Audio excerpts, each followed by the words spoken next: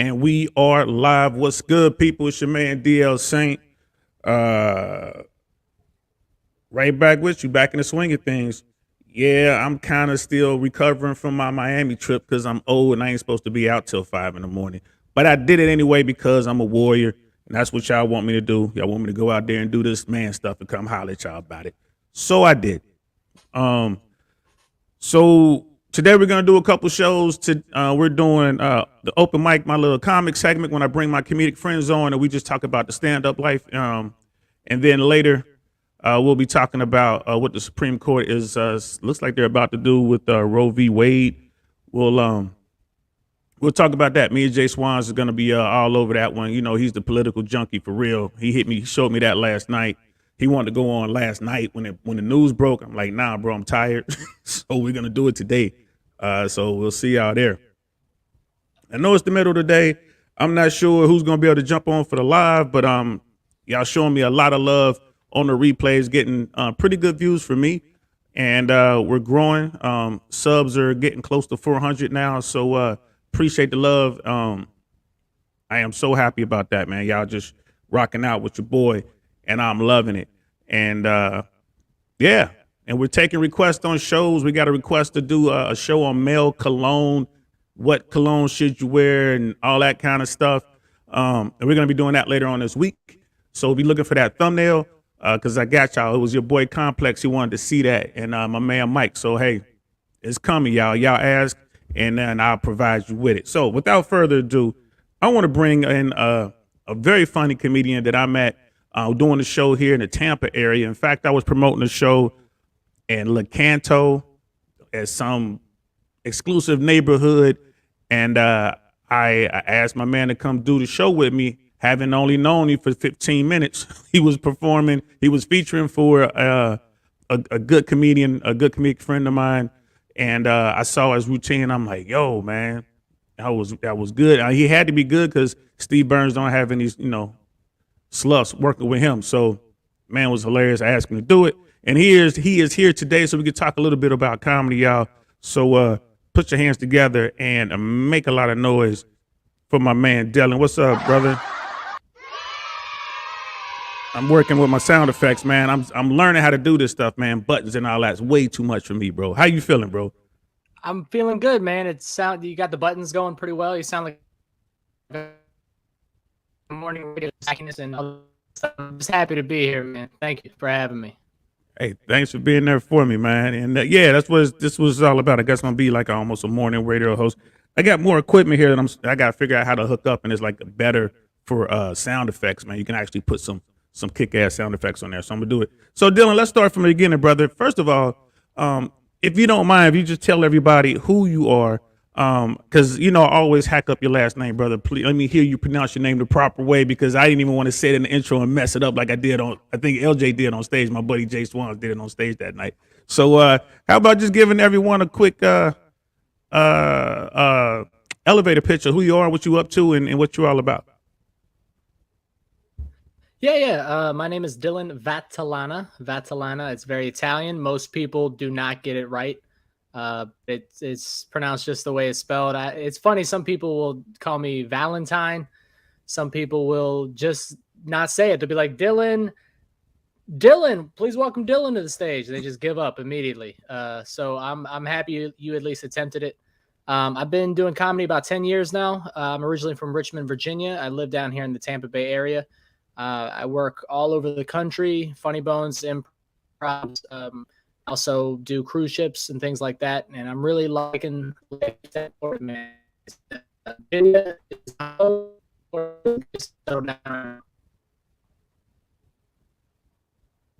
Okay, that's what's up, bro. And we are having slight difficulties. I think it's just with the signal coming out the crib. So you kind of distort just a little bit, but it's not bad. We're gonna keep rocking with it. Ain't nothing we can really do about that. It's just the signal. It's the signal, okay, man. But yeah, man, like funny bones and all that. So let's get right into it, bro. Like, when did you start stand up? Like, when did you start? Why did you decide to do it, and where were you?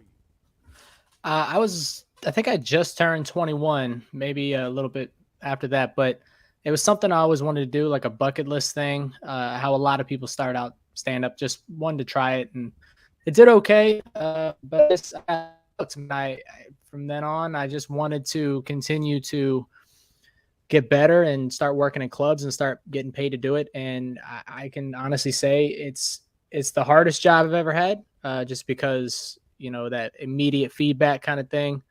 If most people are afraid of not getting to laugh, but that happens a lot with me. So you just gotta learn to get over that.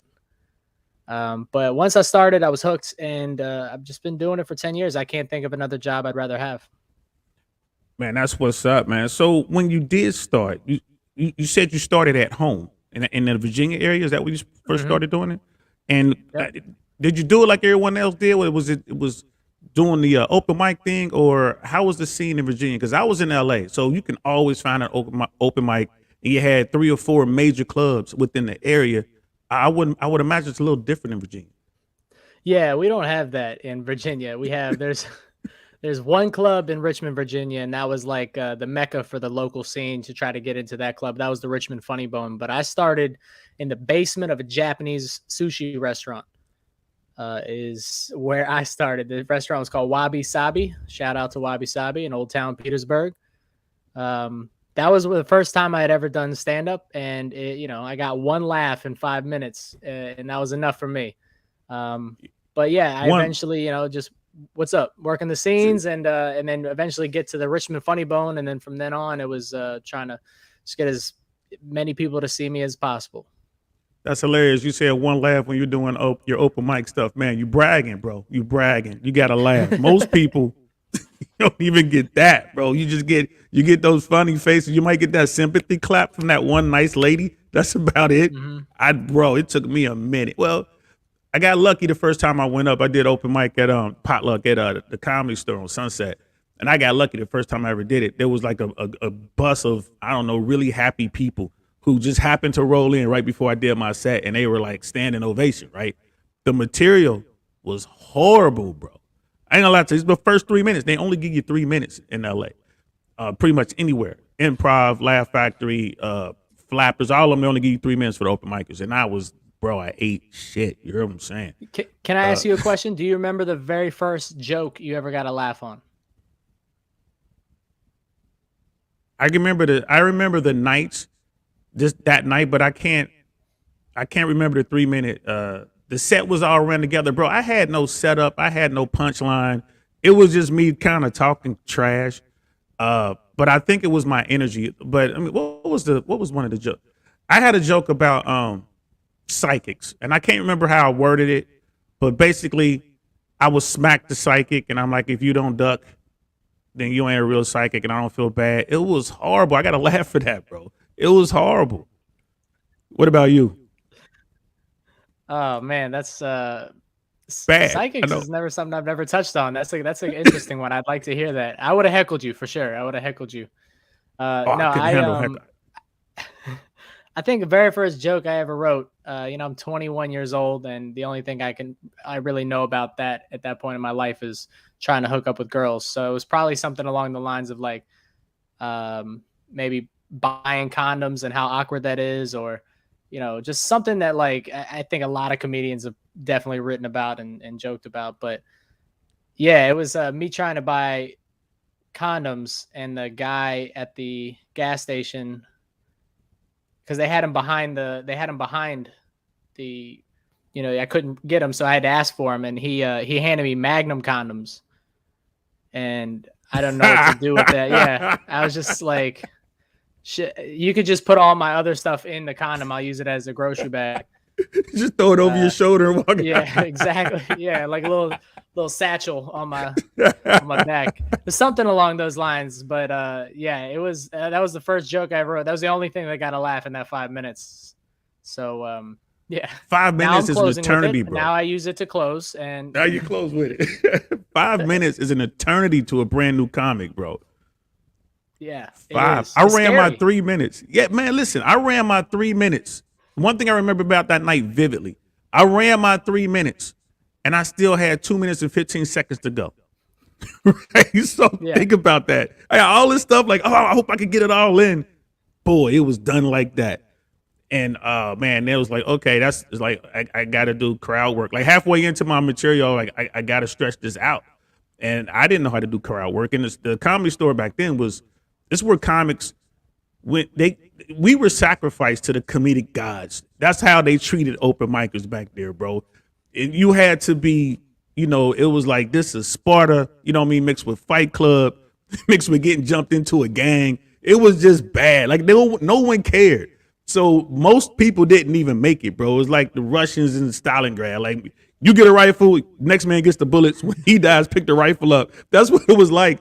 And for those of us who pushed through it, yeah, we stayed with it. But the majority, you never saw them again. I've seen people crown stage. I've seen people get into fights right out there. Comedy yeah. Store was, yeah, bro, it was horrible, man. But I'm glad I stuck with it. So yeah, it's Well, funny we don't remember those jokes. I was gonna say I agree with that. Like what you were saying, I have a philosophy when it comes to comedy. It's yeah, you have to be funny, but the main thing that determines whether or not you're quote unquote successful is determination and perseverance, more so than talent. People quit on themselves more than the industry breaks them. And I'm assuming out in LA it was a lot more competitive. I mean, Virginia, we were all very supportive of each other, so it was super nice. But I'm assuming LA, New York, you started in LA. How competitive was it?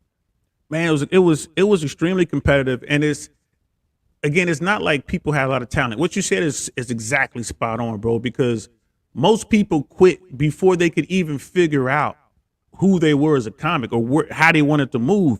They just couldn't handle the shine. That light was on you, and then if you get heckled once, I saw a girl get heckled once, and it wasn't even bad. They said explain that, and then boom, she ran off the stage.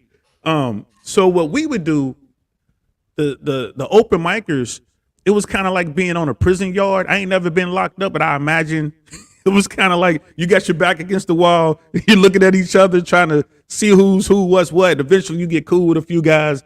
Now you got your clique. And it was like 5 of us. We got cool after about 6 months. And then that would be your comedic class. And you would kind of move up the ranks with those dudes. And then the classes before you, like who was in front of us? It was Brett Ernst, John Caparello, Sam Tripoli. They were part of the class in front of us. Like, Sarah Tiana, Christina Walkinshaw. Like all these people were ahead of us, and there was people ahead of them. And once you got into your little clique or whatever, you started making noise, and people knew you, man. It was almost like trying to be a made guy in the mafia or being in a gang or something like that, bro. It was the weirdest thing. But that's how it went at the Comedy Store. At the Improv, it was similar to that. But the Improv was like happy people, bro. Like they would, keep trying. It'll be fine. Yeah. Comedy Store was like, bro, run that. Give me your money. Like you'll get beat up waiting on the show. It was the hood, bro. And then the Laugh Factory was just somewhere in between. But Jason Johnson, what's good, Jay? Thanks for coming through, man. Good afternoon, Romeo's. So, have you heard the term RP versus Blue P at all? Have you ever heard that before, Dylan? Red pill, blue pill. Oh, all right, okay. so yeah. So that's a reference from the Matrix, but that has been adopted by the internet, the manosphere, the red pill guys, or the guys who see the dating situation for what it really is. You know what I mean? They're unplugged, and the blue pill people are the people who are like, no, it's supposed to be this way, and it's all candy canes and lollipops. So, and again, we're talking about the dating world. We'll double back to that a little later. So instead of saying red pill, I'll say Romeo Papa. Instead of blue pill, I'll say Bravo Papa. And Jason, that's why he'll say, what's up, Romeo's? I think he's making reference to that. But yeah, bro, Thanks for coming through. And he has a question for us. Have you guys ever roast the crowd? If so, have you ever been slapped or assaulted? Oh, okay. It's a good question. What do you think about that, D? I'm not really a roast comedian. I will say this. I'll give you a little background. So when I was growing up, I was like, in 8th grade, I was like a short, chunky kid. So I would get made fun of, and I started making fun of myself before they could, and that kind of quelled everything. So that's how I developed my sense of humor. But I realized I started becoming a bully. I was making fun of other people, and I didn't want to become that. But I have it in me. So I don't like to roast the audience. I don't like, that's not my style. But if there is a heckler, if there is somebody, talking too loud or they're just being disrespectful, ruining the show, I can and have destroyed people before. It's not something I'm proud of, but it happens. In terms of being assaulted, I've never been physically assaulted, but I have had people make death threats from the audience, or just say something like, "Come meet. I'll see you after the show." And that's when I say, "Yeah, all right, meet me over there. I'm parked. I have the white car." And then I exit out this door, and I didn't drive a white car. I just left. I ain't But mad yeah, at you, fight or bro. flight. I'm gonna probably fly. I'm gonna make a joke while I'm flying away. I ain't mad at you, bro. Candace M, good afternoon. Just stopped through to drop a like on the video. Thanks, Candace. Appreciate it. Thank you, Again, Candace. Fresh and Fit fam. She's one of the monster mods over there, Fresh and Fit world, man. She's good people. I'm so glad to have her here. I'm honored to have her here. Yeah, man. I'm the same way, bro. Like yo Jason, man. I think all comics, once you hit a certain level, you know how to handle a room, a rowdy room. Um, I remember once I was doing this show in Santa Monica at a bar, because bar shows are huge in LA, huge. They're everywhere. So someone asked me to come do a bar show, and then you see all the usual suspects. You know what I mean? Like, oh, there's some improv people, there's some Laugh Factory people. Oh, they're the Comedy Store people over there. Comedy Store people are always like getting drunk. They always find them, man. You know what I'm saying? They're like the Hell's Angels of the comedic scene. At least back then they were. The Comedy Store has changed a little bit now. But I can remember I'm doing a show. It's a bar crowd. A lot of college kids, and we were close to UCLA. And there was one female who just wouldn't lower her voice, and she wasn't heckling me. She just wouldn't lower her voice to the point where it was distracting to the whole room. 90% of the people trying to watch the show, this chick's at the bar talking stuff. So I basically was like, I was like, hey, bro, when I was talking to a guy sitting next to her, I like, do me a favor, you know what I'm saying? Pull out your little man and shove it in her mouth, man. Give her something to shut up with.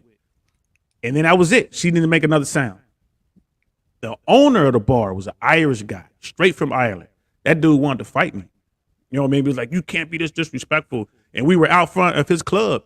And I was like, bro, man, don't get involved in American culture if you don't understand it. Because the girl came up to me afterwards. She's like, I'm so sorry I was loud. I didn't hear the other people try to tell me, but I heard what you said, and that's funny. And you know what I mean? He's like patted me on my shoulder and went off on her way. I was like telling this Irish dude, like, bro, if you don't understand American culture, man, just sell food. Don't have us in here. This is what we do. We're comedians. And then some of the other guys were like, yeah, man, this is Don Lewis, bro. He been doing this for a minute. He came down here as a favor to us. And old boy was like, he was about to say, well, I never want you here again. I'm like, bro, I ain't never coming down here again, man. I ain't, you know what I mean? I didn't want to knock him for being, who he was. But I'm like, hey, man, you don't understand the culture. It is what it is. I got her to shut up, though. And she didn't say another word for the rest of the show. You're welcome. And I left. And we weren't getting paid for that. So I'm like driving an hour and a half to come to your show in traffic. And then you're going to, bust my balls because you can't control your crowd. So yeah, Jason, but I didn't roast the crowd. I just told somebody to shove their penis in their mouth. It's comedy. It's comedy. Well, that's actually an interesting point that I think in terms of like how audiences think and stuff. If you just go on stage and start roasting people and the audience hasn't quote unquote deserved it, then you come off as a bully.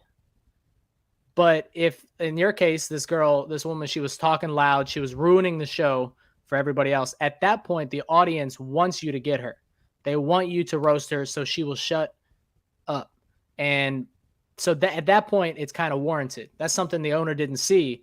But if you were to just go on stage and say what you said, you would be digging yourself a hole that you try to have to get yourself out of, because that immediately kills your likability. Yeah, that's a great point. And that's why I don't normally do that. So are you big on crowd work or no in your routines?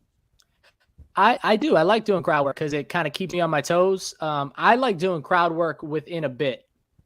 Like, I won't just go up and be like, what job do you have? Where are you from? That's really open-ended. There are some comedians that are great at that. I'm not. But I like doing crowd work where they ask a pointed question.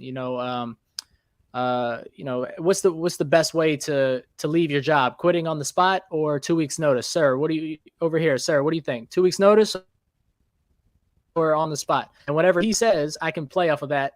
But then I have my joke still waiting. so it seems more conversational. I'm like, oh, okay, that's interesting. It's an interesting thing you said, because my idea is, and then I just go right into a joke. So that's So your it segue. seems, yeah, but I like to start with crowd work to open a bit, because a lot of times the funniest joke you've ever written and the funniest crowd work you've ever said, I guarantee you the crowd work hit harder, because it's just the audience knows it's in the moment and it's witty, and but then you tag your own joke on the end of it and it's just an even bigger laugh.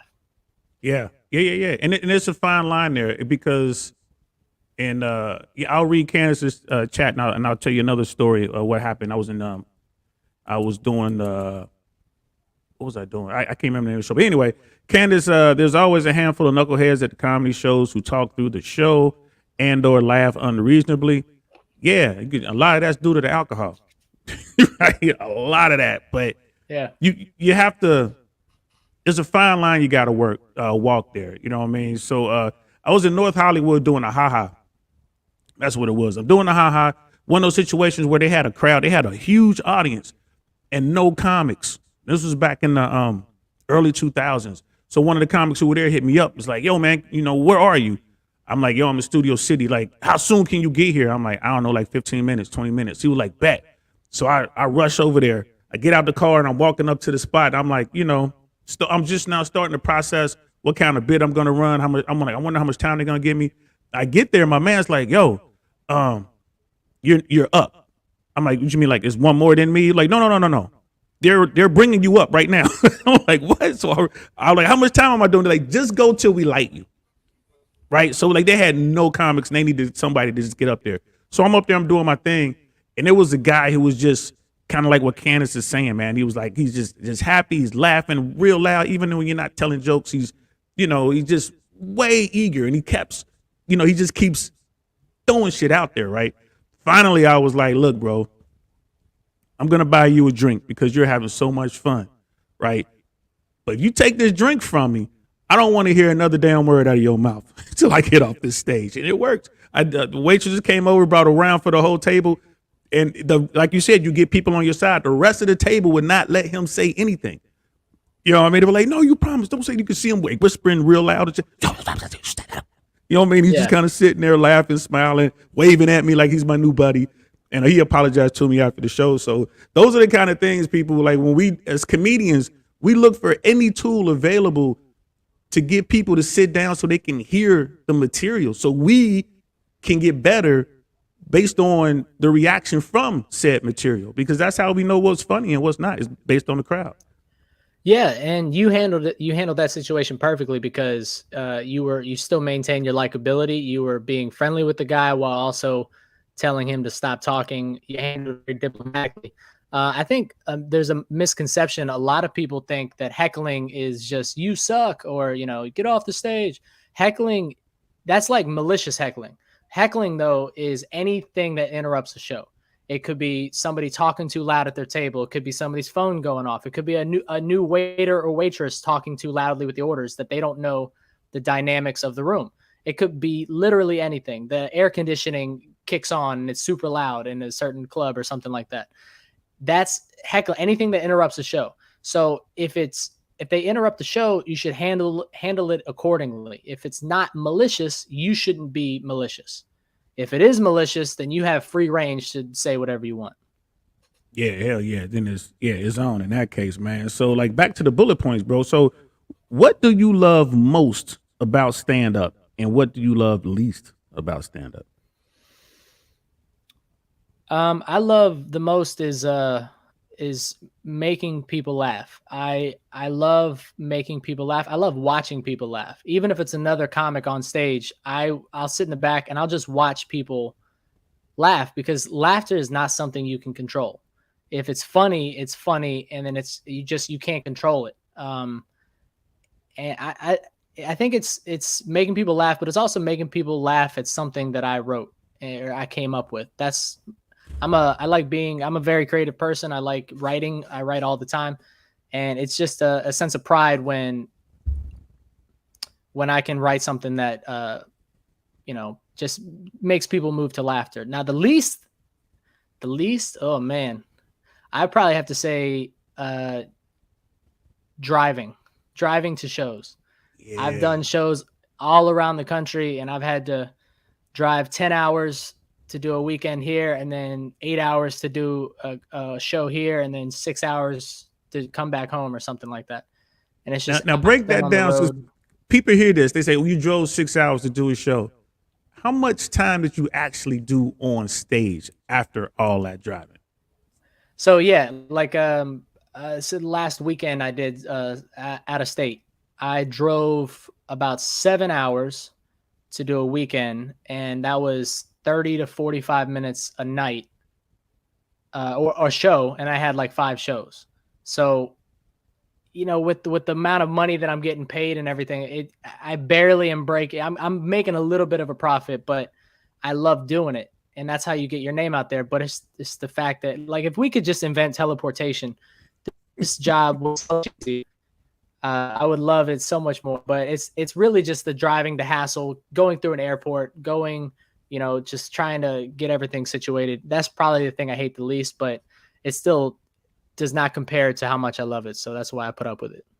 Yeah, man, because I mean, you're doing cruises. And that's something I've been staying away from because I've heard some great stories and I've heard some horror stories about, jump. Once you're on the ship, you're on the ship. Yeah, cruises are fun, but they're also exhausting. And I know, like, I've heard horror stories about them too. And there's a stigma with cruise ship comics, that maybe they're hacky and I've seen some of that for sure. But as long as you just do what got you there, and don't change to try and fit your jokes to these people. Like, they hired me for a reason. I'm not gonna lower my bar for them. But yeah, cruise ships can be, a lot of times. I mean, comedy in general, and you probably know this too. Just being on the road doing shows, it can be pretty lonely because you're just by yourself. And now Yes. on a cruise ship, you're by yourself in the middle of the ocean. Yeah, you by yourself with a boat full of folks, man. We'll save some. I'm gonna circle back to this cruise ships in a little bit, but All right. and you kind of already answered this, but I had it down as a bullet point. I'm gonna ask anyway. What drives you, brother? I mean, what really drives you in this comedic world? And think about that for a second. I'm gonna read Candace's latest chat real quick. So, Candace, how do you handle all guests who record your doing your comedy shows? I agree with big name comedians such as Kevin Hart and Dave Chappelle who prohibit cell phones during their set. And there's a lot of clubs that won't let you bring your cell phones in these days, like the big clubs. And then the smaller clubs, yeah, that's tough. So first, tell me what drives you, brother, and then we can address Candace's question about, which is a valid concern. Like, how do you deal with these people and their phones? Okay. Yeah. Honestly, what drives me has changed over the years. When I first started, I wanted notoriety. I wanted to be seen as a comedian. I wanted to be that guy. Uh, but I've come to terms in my life that I'm probably never going to be Kevin Hart famous or anything like that. But I'm fine with that. I'm okay. If I honestly, what drives me is I love doing this. I'm competing against myself. I want to be better than I was a year ago. And if I can just make enough money doing this to not have an actual job and I can take care of the people that I love, then I've succeeded. And so that's what's really driving me, is to get to a place where I'm comfortable, and doing what I want to do and having the freedom to wake up at 11 a.m. Right. That's cool. And it was a great answer, bro. I appreciate that. And to Candace, um, like I've been there, like, and I'll take a stab at it first before you go. But I was doing workout rooms. I was doing a workout room in Pasadena. This was back before I moved to Tampa, and there was a guy who really thought I was funny. I was working new material. I was trying to work in the routine about getting fixed. I was working on a routine about I guess India developed uh, a procedure uh, to fix you that doesn't involve them cutting. So what they do is they inject a solution that's there that blocks your sperm for 7 years, right? This came out in 2017, 2018, I think. So I was trying to work it into a bit. And this guy at the end of the show comes up to me and he shows me He sent it to me. Actually, he asked for my email or something like that, or my Instagram, and he sent me my bit that I was working on. And I had to explain to him, like, bro, I understand you're trying to help me, but this hurts me because this isn't even fleshed out yet, and now it's out there. So yeah, I stopped working on the bit. You know what I mean? So how do you deal with that stuff, bro? That dude, that's tough, man. Especially when you're starting a bit, and that's why a lot of these comedians don't allow you to bring cell phones because when you're first starting a bit, it's not all there. And comedians like Dave Chappelle or Bill Burr, any of these big name comedians that might talk about touchy subjects. If it's not there and it's not fully funny yet, it can come off as offensive. So that's why it's like you're seeing a meal before it's done and you're judging the meal before it's cooked. Um, but yeah, if you're a club, the club should handle it. If they don't, if they see somebody recording it, they'll come over and tell you to not record it, or you can mention it on stage. Hey, don't record. But if you're at a smaller venue, it's kind of on you. So, because they're not going to, a smaller venue is a bar or something like that. They're not going to kick somebody out because they need all the money they can get. So what I normally do on stage, if I don't want anybody recording me, I'll just stop the show and talk to them like, hey, do you mind not recording me, kind of thing. If they don't, then I will make their video unusable. I will roast them to their, while they're recording to their, 2 people on Facebook Live or whatever they're doing. I will roast them to make it so it's not usable. They don't even want to publish it because of what I've said to them. See, that's what's up because I normally just stop. I just stop. I'll ask them if they keep doing it because you see them trying to hide it or whatever. Yeah. And I stop running material. I'll go back. I have a book of every joke I've ever told. With this, I did not write down. I don't think I wrote down the very first jokes. I have to check it. They might be in there. But I'll go back to that. I'll go back to some joke I was doing back in the early 2000s, and I'll just phone it in like you. Like I won't go in on them like roast them, but I'll stop the show and just now from that point in I'm just phoning in. I'm faking it, and everyone else who was enjoying the show gets mad at the person with the phone. Like, yo, put that away. We want to get back to the show. So like and that's just to show you right there, Candace. Different comics handle it different ways, but. Dylan made a good point. The owner's not gonna come out. They're not gonna do shit because they got people in there with their 2-3 drink minimum or whatever. People in there eating, having a good time. They're not gonna tell them nothing. You know what I mean? Because they paid their little, $50 to the comics. All the comics that they have they had to split the $50. So it is what it is. 100%. Well, real quick, I want to mention what you said is the owners aren't gonna do anything because the 2-item minimum, the food and everything.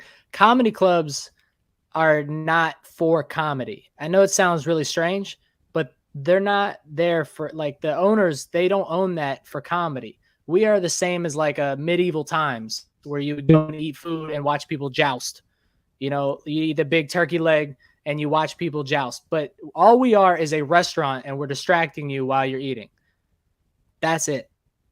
They make 90% of their income is food and drinks. So every person has to be there for them to make money. The bigger clubs, they can afford to kick somebody out.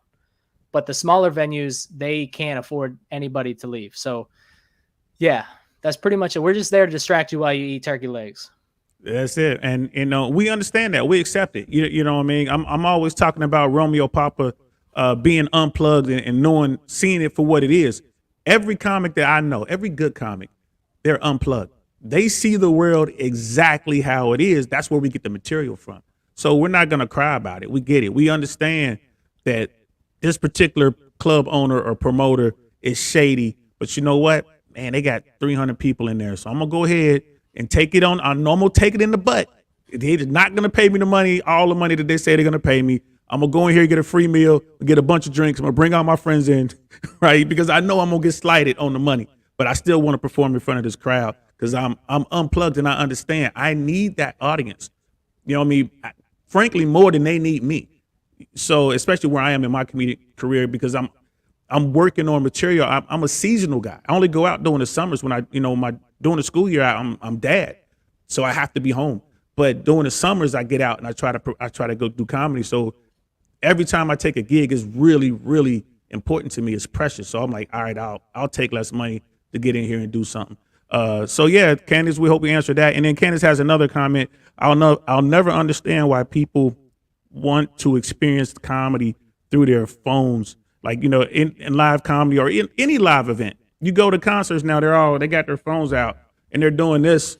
You know what I mean? I'm like, you're supposed to be enjoying this. What are you doing? But yeah, it was crazy. And you're man. never gonna watch that again. You're never gonna go back and watch that. Like, why? It's just a really crappy quality on your phone. You know what? If you really love it, just buy what they're selling. They have a better camera than you. Thank you. That was a good point. Well, they want to go viral and all this other kind of stuff. They're doing it for the clout. It sucks. But so are you acting at all? Writing, producing, promoting? Like, what else are you doing within that entertainment world? Yeah, well, I have an OnlyFans account. Sweet. No, I'm just kidding. Post the link. Yeah. It's just pictures of me stepping in cake. Is all. It's a very weird niche. Just smeared it on. Yeah. Yeah, some hot chocolate drizzle right on side. It's a very niched thing.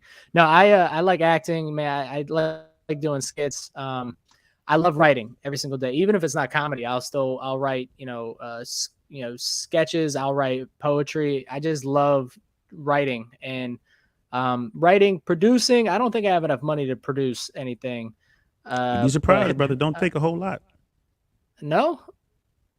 Do you have some experience producing? Yes, I do. It does not take a whole lot. I mean, when you think producer, you immediately go to the big Hollywood producers or the Broadway producers, but they got to start somewhere. So, like producing and promoting comedy shows, I had a really, really good following in LA to this day. I mean, I could put a show together in 15 minutes right now in LA. Wow. And and once you film that show, like I will have cameras, I have camera crew in, we'll film it, and we'll give the comics their material. We did production. That's a night of production, and that is a producer's credit, especially if we go back and do something with it later. Like if we put it on YouTube, we edit it up. That's production, bro. And it doesn't cost a lot of money. I ain't gonna lie to you. That's true. I mean, when I first started, there was only a couple of mics, and there was a few comedians trying to get those. So I thought the easiest way to do it was to start putting on my own show. That way I could get stage time every week. So that is a very smart tactic, especially in a place like LA. I'm sure that really helped you a lot because it is so diluted out there with the amount of comedians, and the limited amount of spaces on shows. If you put on your own show, you're guaranteed spots all the time. Yep. And I did it not so much for that. That was good, but I really like, you enjoy writing, like you enjoy that part of it. I enjoy the production end of it. I enjoy booking. I enjoy my goal, my dream was to have a show that was perfect. Like it started on time, had the perfect lineup. I had them in the right slots. You know what I mean? Like you had your weakest guy who's funny go first, and then your headliner just brought the house down. Like, we had the DJ show up on time. Like the owners were happy. I never did it. I think I had one show start on time because either the crowd shows up on time and the comics are late, or vice versa. You get there and the owner's like, oh, we had a bar mitzvah. They're just finishing up. So you can't even load in on time. It was always something, but I enjoyed that. And the comics knew I put on good shows. I always took care of the comics. Like I got to a point where I was like, I stopped asking for favors. I'm like, I'm paying you, even if it's just 10, 15, 20 bucks. You're going to get food. You're going to get drinks. Bring your friends. I treated everyone VIP. So, man, I love that, bro. And to this day, there are comics like, yo, man, I remember that one show you did. Man, you took care of me. That was great. It is always people talking about turning points. Like it was after that show I realized my worth, man. And I don't do anything for less now. I'm like, oh, that's cool. That's cool, because I want to see the perfect show. And then if I'm producing that show, then I'm like just happy, bro. That's when I'm rubbing the cake on me. You know what I'm saying? Like, oh my God. You're like a Magic Johnson, John Stockton. You like setting other people up and making sure the whole team runs pretty well. You're the point guard, man. I like that. Thanks, bro. And here's the thing, as well as I do, and there's no shade to those promoters out there, club owners out there who aren't comics. They don't understand the world from a comedic perspective. It's like the owners of professional organizations don't understand what the players are going through, right? They don't get it. They don't care. But here I am. I've been at shows where people were just not funny. And I'm talking about like the guy who's running it because he's getting time at his own show because no one else will book him, and then he's up there for an hour and a half. And it's like, bro, what are you doing? And they'll come to my show like, oh, you don't even perform? Like, I do if I have to. You know what I mean? If I put that guy up on my stage and he stinks it up, then I'll go up after him for 15 minutes, bring the crowd back, and then get back into the show. You know what I mean? I've actually gone around and put dollars on the tables. I'm sorry you went through that, man. Sorry, my bad. It's just as a joke. I'm just putting dollars on tables. Yeah. And just to keep it, and you'll see people who were about to leave until I walk up and put $1 on the table, and they're like, all right, we'll wait another 15 minutes, and they'll stay for the whole night. So whatever it takes to keep them in the butts in the seats, bro. Yeah. One comic can destroy your room. Oh my God, yeah. And I have been that comic before, so. Whoa. No. I find that hard to believe, bro, but I have too, though, when you think about it. It's a process, man. People don't understand that this is an art form. You just like T.I. Are you up to speed on the whole T.I. thing? T.I. 83 calculator? T.I. the rapper. No, I'm messing with you. Okay. Yeah, Tip from Atlanta, I know. Yeah, I'm just saying, because you hit me with that. I'm like, where are we going, bro? Like, the Texas Instrument, you know the numbers and shit. Like, what are you into, bro? You might have an OnlyFans, you and that T.I. calculator in your cake. T.I. 83, man. I can spell boobs on it. I know what I'm doing. Sweet. Yeah, put 304 in there, turn it upside down. So here's the thing. What are your thoughts on that whole T.I. debacle or what's going on with him? Well, actually, I do know who T.I. is, the rapper, but I don't know what happened. Oh, he's doing stand up, bro. He's doing stand up. Oh my God. Okay. People, did y'all see Dylan's face right there? Did you see his face? He already know what it is. Mm-hmm. Well, that's disappointing. Is he good? If you ask him, I'm pretty sure he says he's good. So, and let me ask you this now. Putting T.I. aside, let's say you got any mainstream artist who's, I don't know, R&B, hip hop, rock, whatever. They decide they want to do stand up. What would you advise them on as far as how to start, what to do? Like, let's say that you pick the entertainer, actor, sports guy, anybody, whoever it is, you pick them. You know what I mean? It's, LeBron James, like, I want to do stand up. What would you tell LeBron to do? Well, there have been a couple of them, like Blake Griffin started doing stand up. It was actually not bad. Some people just have good comedic timing.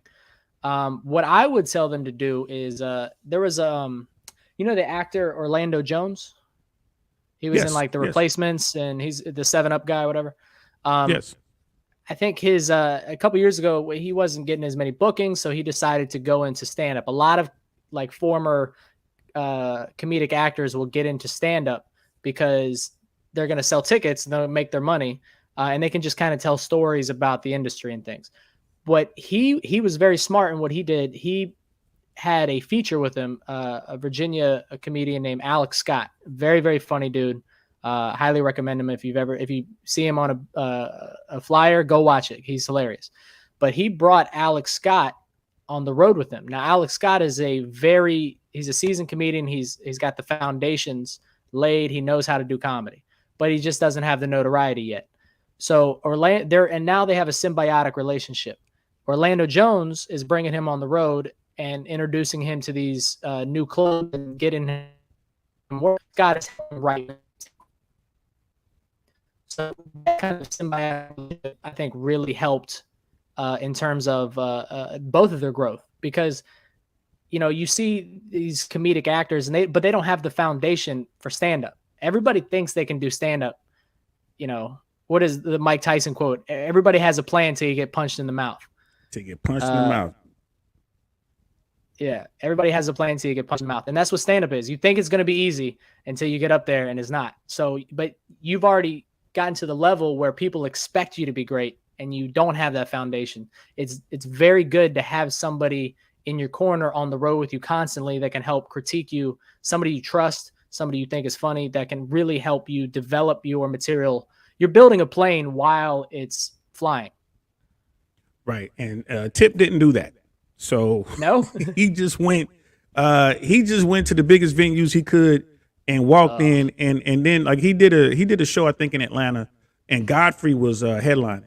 So he kind of goes in, yeah, and he decides he wants to go after Godfrey. Like it's like, well, and the owner did it. So oh, not only you destroy the show for all those people who paid to come see one of the best dudes in the business right now, being Godfrey, who's put in the work. You destroy the the show boss. because you're a legendary rapper and you think you're funny, and then you get on stage behind this guy, and it was just horrible. And then he's going on to do more stuff. He did a big venue in New York, bombed.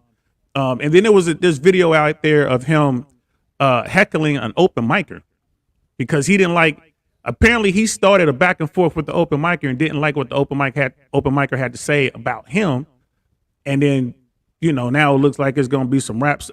Bro, it was horrible. It was horrible. So that's what he's out there doing. And my thing on that is he's not putting in the work. In your story, you got a guy who goes out there and is like, let me find someone that can mentor me, that I can learn from, and I'm gonna grow and learn this art form, just like they learned how to be an actor or any other thing, bricklayer, you name it. But if you got a guy that's gonna come out here and it's like, well, I'm the greatest at whatever I do, I'm gonna do this, and I'm gonna run roughshod. They're gonna have a hard time, and that's where he is right now. And you get all this negative press. So, bro, it is what it is. I know I told you I was only gonna keep you 45 minutes, man. We hit that point, but it was like two more quick things. I don't know if you're tight on time. No, I'm good, man. I'm good. So I would like to run this. You know who that is. So Yeah, that's me a few years back and a few pounds ago. I mean, that was back then. yeah, that was you coming out of your chubbiness. You came out of that. You went to your cocoon and bust out all ripped up. Is that how you did it? Uh,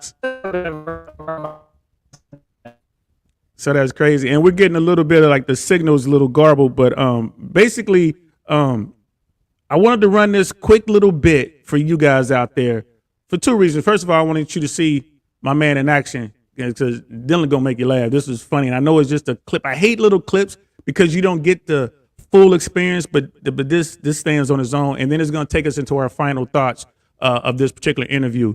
So check this out, y'all. Older women. Older women are the way to go. Because younger girls, see here, younger girls have hope. And optimism. I don't like that. I went on a date with a younger girl. She picked the place. Never gonna let that happen again. Crazy expensive. You know that guy, it's the kind of expensive like where as soon as you paid for the meal, your bank would call and be like, we think your credit card's been stolen. What do you want us to do? And I'm like, cancel it. I'm not there. I'm not here. Cancel it after dessert. $30 for a salad, which is, I'm not from New York, so is that normal? I don't think so. $30 for a salad. She says, I think I'll start with a salad. She will start and end with that fucking salad. Cans of the martini will share a water, okay? 2 straws. Are lemons free? All of your lemons. The waiter turns to me with a straight face. Sir, would you also like a salad? I will have what's directly underneath. I will have the add chicken for $3, please. Bro, I'm sorry, man. That's fire. That's fire. Thanks, man. Thank you. So, so what's your process, man? I wanted to ask you, like, when you're building material, and we got a glimpse out there, y'all, and yeah, man, we just gotta give applause on that because that was fire, bro. So, what's your process, man? How do you build your material? Well, that specific joke started with a simple observation. I wasn't on a date. I was out with friends, and I just randomly was looking at the menu, and I don't know why. I just wanted to ask the waiter if I could just order just the add chicken because I was broke at the time, and he thought it was funny, and I was being serious, and that is a it's like a cobblestone of a lot of different incidences. So I have been on a date where she picked the restaurant, and I have, and that joke has gotten longer too. I have a lot more stuff I add to it. That's probably like a 5 or 6 minute bit if I were to do it in its entirety. But that's kind of how you find something that's funny, and you have that bit. And then for me, it's have that one thing about, let's say, an expensive restaurant. And then I write something else. And then in my mind, I'm like, okay, that could actually go into this story as well. How can I cobble that together? So with that specific joke, I mean, it's not true. I didn't go on a date and none of that happened in the same night. But it is true in the sense that all of those things happened.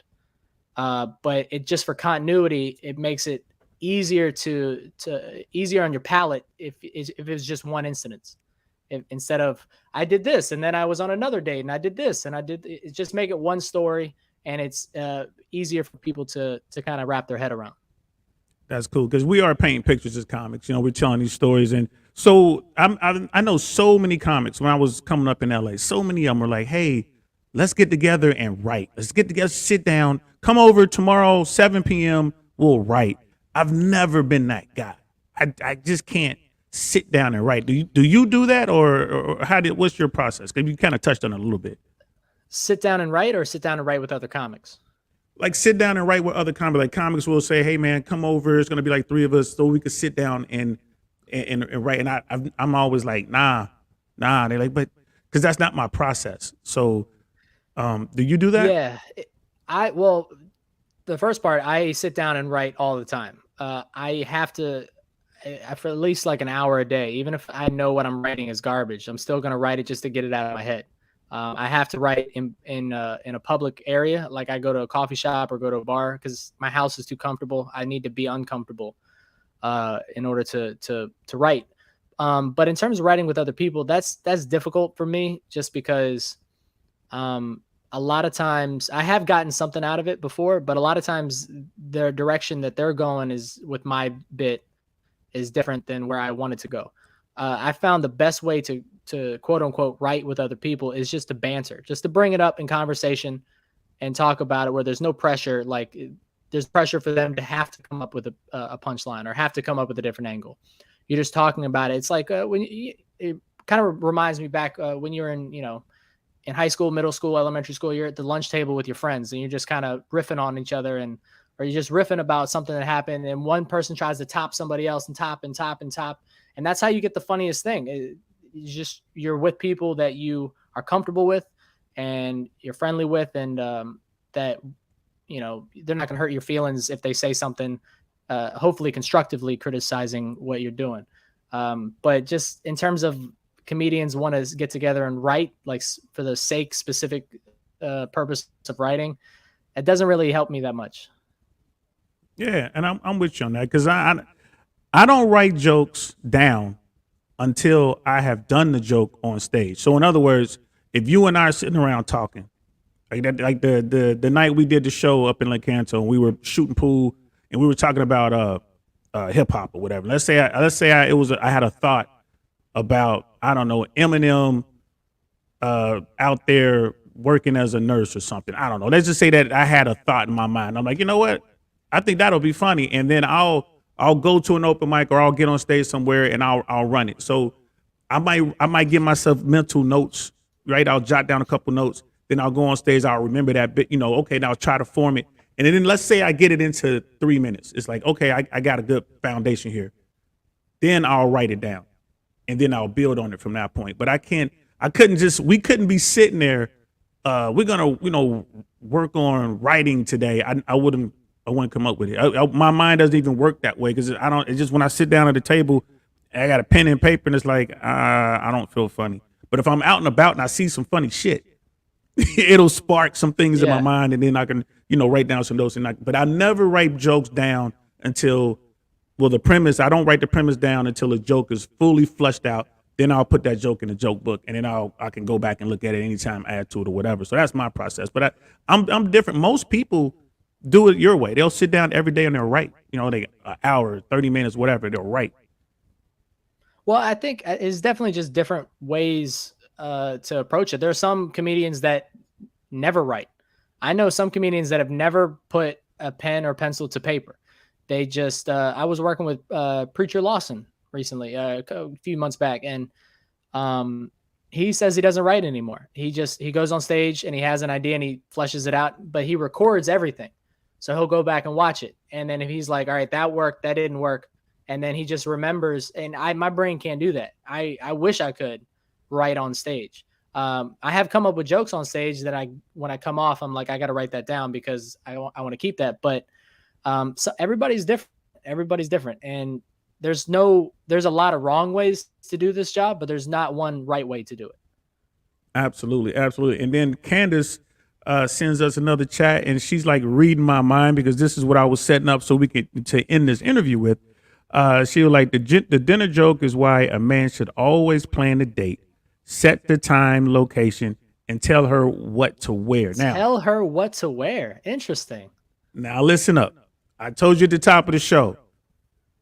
RP Blue P, Romeo Papa way of dating and thinking and all that, and the Bravo Papa, the blue pill side, pedestalizing women, believe all women, like, you know what I mean? That thing, like the Disney fairy tale. That's more of the blue pill way of thinking, and the red pill way of thinking is kind of what Candace is saying here. And I was going to ask you about dating in general. So here's the final question. Your thoughts on dating, and we're talking about today's world on dating. And then I even put in here, letting her pick the restaurant. What's the story behind that? You've already answered that. But this is why I want to talk about it, because the people who are going to be watching this, they're going to point to that and say what Candace said. This is why you never take a woman out to dinner, especially if you first met her. This is why you keep the investment low on the front end, because there's so many women out there who are doing these foodie dates. There's so many women out here who are finessing men, right? Have no intention of really doing anything with that guy. That they just want to get not just a meal, but they want to get a meal at, Mr. Child's. They want to get a meal at Nobu or whatever. You know what I mean? You fill in the high-end restaurant. So what are your thoughts on dating, bro? Thoughts on dating in terms of like not being duped into paying for an expensive restaurant? Your thoughts on your thoughts on dating in that sense, and just in general, like your experience. You know what I mean? Like, is it as advertised? Like, should you, as a man, pay for dates? Should you be doing all these kind of things? What's the return on investment kind of thing? Is it transactional? Like all those kind of things in one. Like, how do you feel about dating today? Like, what's your experience? Well, I will say it's very difficult to date when you are a comedian, because I'm on the road a lot, and it's tough to have that person that to have a routine. And I know I've ran away a lot of people just because they liked me because I was a comedian, and then they didn't like me because I'm a comedian. Now I'm never available. I'm on the road and everything. But I have started talking to and dating people where it was like, this girl wants me to treat her like she's a princess, and she wants to go to the most expensive restaurants. She wants to do this. And I'm also a comedian. I don't make that much money. I get paid in chicken tenders. So it's not, true, though. I don't know. So like, I think being creative in terms of like going on dates, let's go for a walk in the park. Let's do something that if I judge it on, do you want to be with me, or do you want to be with somebody do you like me for me, or do you want somebody to replace your dad and take care of you? Because if you want to be with me, you're going to have to lower your economic standards a tad. We're going to have a blast. It's going to be a lot of fun. We're going to have, it's going to be a lot of laughs and stuff, and you're going to enjoy your time.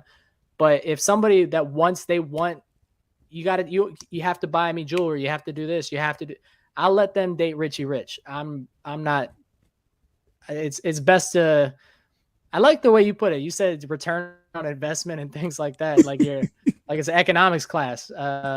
Yeah, I guess in that case, you got to learn how to cut your losses. You got to know when to cut your losses and just fold. Yeah, and just to keep it 100, that's not really my term. That's a shout out to Rich Cooper and Aaron Clary. Aaron Clary wrote a book. It's called Bachelor Pad Economics, and it talks about the money that men spend on dating. And he just basically runs the numbers. Like, okay, from the age of 18 to the age of, I don't know, 30, this is how much money the average man spends on dating. You talk about like going out on like the dinner dates, going to the movies, drinks at the bar, going to amusement parks, all that. Bro, you will be shocked at the amount of money that men spend trying to be with women, and they fail. And because once you get the That's woman, why you got to people spend like even more money.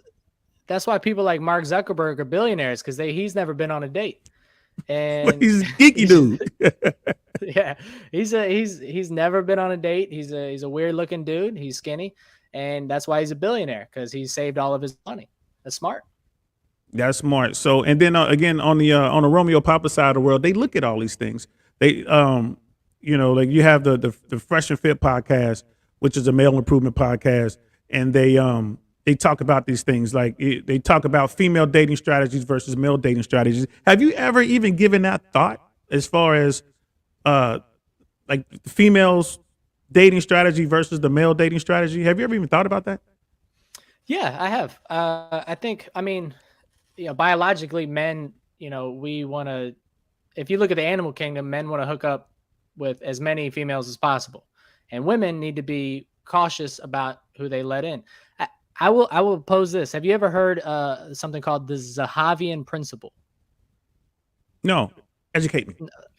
The Zahavian principle says, in terms of in the animal kingdom, in order for a woman to or a female to be attracted to a male, the male has to do something to prove his worth, and that him proving his worth needs to be costly. So a lot of times, in a lot of like tribes and things, the men don't become men until they go out into the woods for a few weeks, or they put their, I think there's one African tribe where they sew like the most painful ants, and you have to put your hand in this glove, and all the ants bite you and everything like that. And you're not truly a man until you can do that. And then you're not seen as a viable option from the female perspective until you can prove your worth. And that's why, what is it? The engagement ring is supposed to be like, what, 3 months of your salary or 4 months of your salary or something like that, because it's costly. If you could just get a gumball ring out of and just hand it, you could buy 1,000 of them, hand them to every single woman. So that's why a woman, I can see it from her perspective. She wants you to prove your worth. But 4 months of my salary would still probably just be a gumball ring. So. Right. Take a straight, pull a thread off my shirt and just wrap it around your finger here, tie it on in there, baby. Yeah. I like, but and that's what the manosphere side of the internet, that's what they talk about, bro. And it's funny because you obviously don't subscribe to that side of the world. Not that you're against it or for it. No, you just, it is what it is. That's not part of what you're doing. But you're saying a lot of red pill tenets, red pill truths. One of the things that they talk about a lot, there's like an 80-20 rule, and I bring this up all the time. It's like let's say 80 or 90% of women pursue 20% of the guys. In other words, 80% of the available men are invisible to the average woman. And it kind of ties into what you were saying, because they're looking for that stability. They're looking for that security. They're looking for certain things. Like, yes, on the Fresh and Fit show, every night they bring young women on and they just talk about dating strategies and stuff like that. And almost everyone, when they're asked, what do you want in a man? They describe the same dude. I want a guy that's over 6 feet. I want him fit, like with a six pack. I want him to make over six figures. You know what I mean? And it's other things that they put in there, but those three keep coming back over and over again. And they ask the women, like, well, could you date a man who makes less than you? And the answer is basically no. They're all the women say the same thing. No, I can't date a man who makes less than me. They'll say, I want a guy with potential, and it's just so long as he's working hard, just down the third. But they're like, nah, the bottom line, like, no, the guy makes 50 grand a year. You make 100 grand a year. He's happy at 50. He's not going to make 55. He wants to make 50. Will you date that guy? No, they'll get rid of him. Yeah. So that's one of the things that they say, man. And it's guys who are in the 80, that bottom 80%. Those are the guys who are looking for answers. And a lot of them are just giving up. They're like, you know what? I don't even want to date, because the return on investment is low. They go out here and they get a girl, and then all of a sudden she dumps him for no reason to go mess with you as a comedian or mess with me. You know what I mean? And it's like they're like, I'm tired of being the backup guy, and they want to be the top 20 guy. So do you agree with that? Do you think that's a thing or no? I think it's definitely a thing. I think a lot of people, I think men as well, men and women, they both shoot up. And if you're a 7 and or women,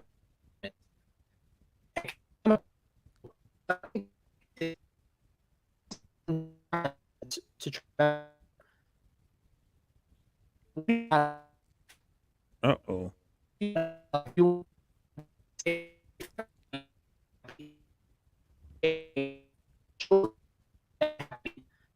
Is a better life than like a shorter life that you're happy is a better life than a longer comfortable life that you're not happy. Yo, it's funny because you're starting to say all this red pill stuff, and that was the worst technology glitch we've had the whole hour. Yeah. So none of that stuff was on there. I'm like, the blue pill, the women are out there listening, like blocking. We don't want that out there. We like him. He's nice. He's cute. He's funny. But I get the gist. I think you were saying basically that men and women both want to get the best they can. Like a guy if a guy could get all 10s, he would get all 10s if he could. And the only pushback I would give you on that is that a dude who's a top tier guy will date anywhere when it comes to the economic standard. Because a lot of women are like, well, guys want women who make a lot of money. The top tier guys don't care how much money you make. They want beautiful women who are feminine, who are amenable, who are non-disagreeable. That's what they want. And if she's working at McDonald's dropping fries, the guy pull up in his Bugatti and she'll jump right in if she meets that criteria. But a woman, it could be a guy who, looks like Idris Elba. But if he's not making more money, at least as much money as she is, she's not going to deal with that guy long term. So that's where the big fight is between the sexes, between RP and BP, like the Romeo Papa and Bravo Papa world. That's where they fight, because women get mad when you expose their strategies. They get mad because they want to be out. They want to go out here and have these bottom 80 guys, take them out, get them a bottle, buy them a purse, right? Because the bottom 80 guys like, oh, the guy, they want you to be in the friend zone. Have you ever been friend zoned, my brother? Oh, of course. Yeah. I definitely have. But and there's nothing wrong with being in the friend zone as long as you recognize that you're in the friend zone and you, like, I'm not going to pursue you anymore. We can just be friends. I'm going to go pursue something else, but you're not going to continue to drag me along and pretend that I have a chance. If I recognize that I'm in the friend zone, we can be friends, but I'm not going to continue taking you out and buying you bottles and stuff like that. But I think it's important. Like, do you want a longer life that you're comfortable, but you're unhappy?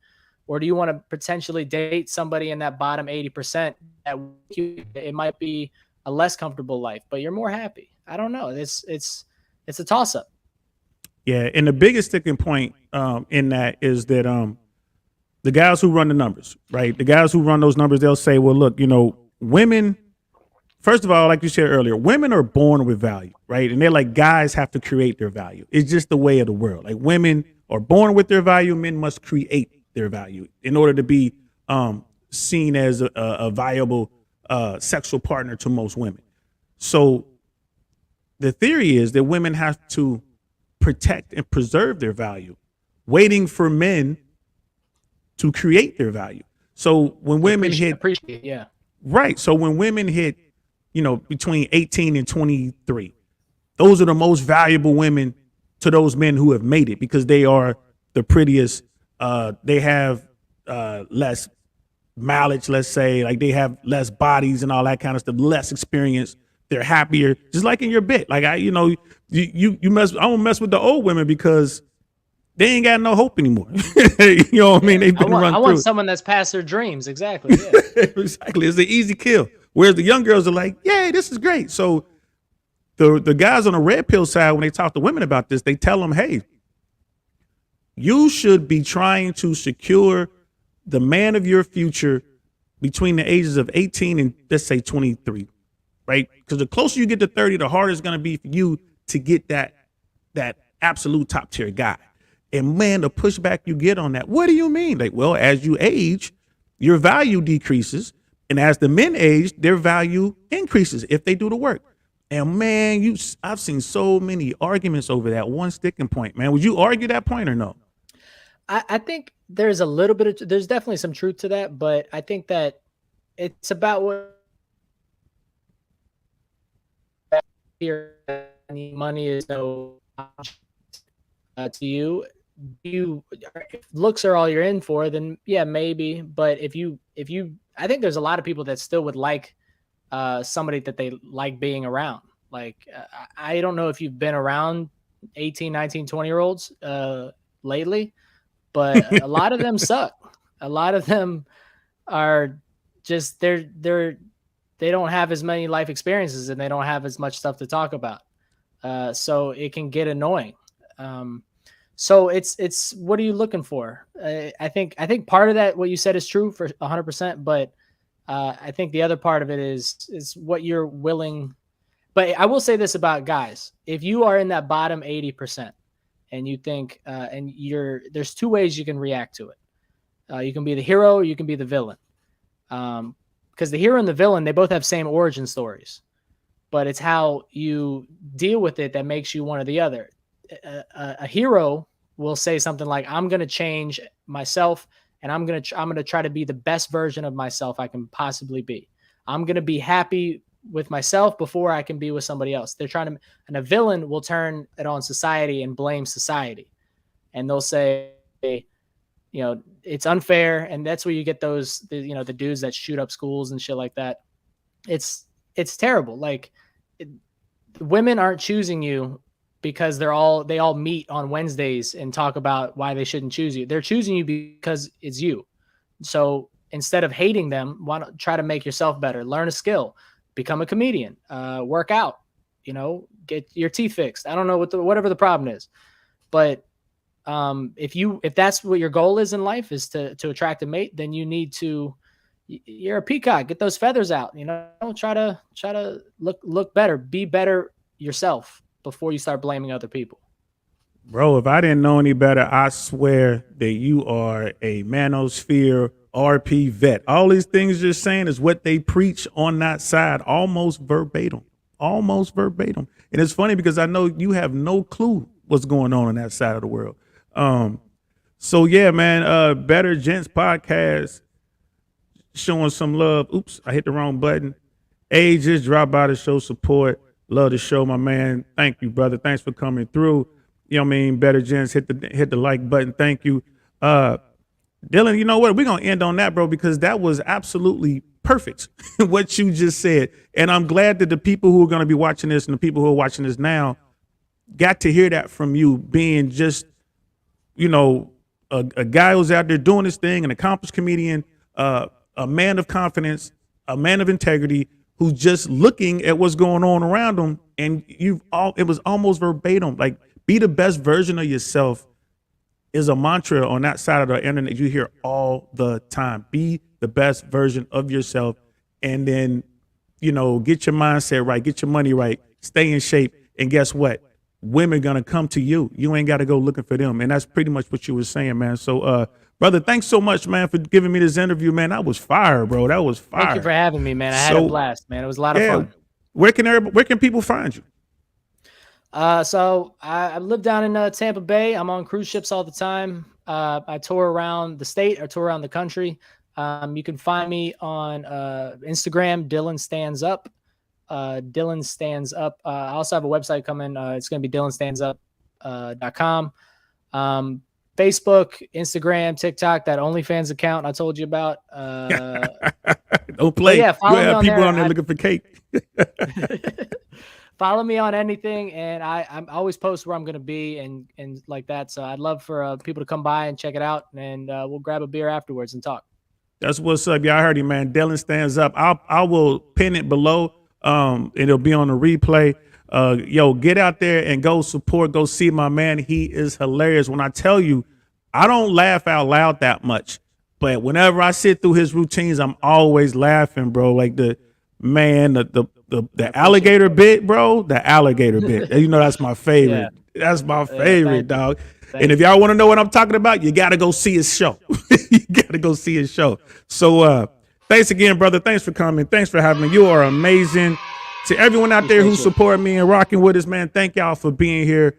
I'm DL Saint. This is the DL Saint I Really Want to Know podcast. I'll talk to y'all later. Peace.